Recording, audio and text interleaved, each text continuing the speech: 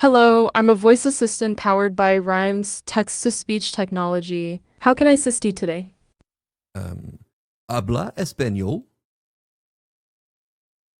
Claro, hablo español. ¿En qué puedo ayudarte hoy? Sprechen Sie Deutsch? Ja, ich spreche Deutsch. Wie kann ich Ihnen helfen? Parlez-vous français? Oui, je parle français. Comment puis-je vous aider aujourd'hui? That's all I've got. Thank you. Isn't this amazing? Rime's new model has support for up to 11 languages, and it just changes on the fly. Let's check it out. It's one simple file that's like under 200 lines of code. And here we're just importing a bunch of stuff from LiveKit. Let's go down.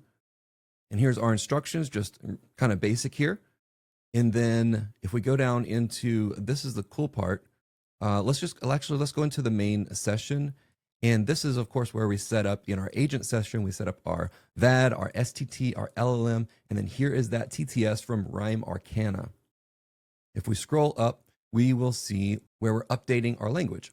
So every time it detects a new language, it will automatically update the configuration for the voice and the language.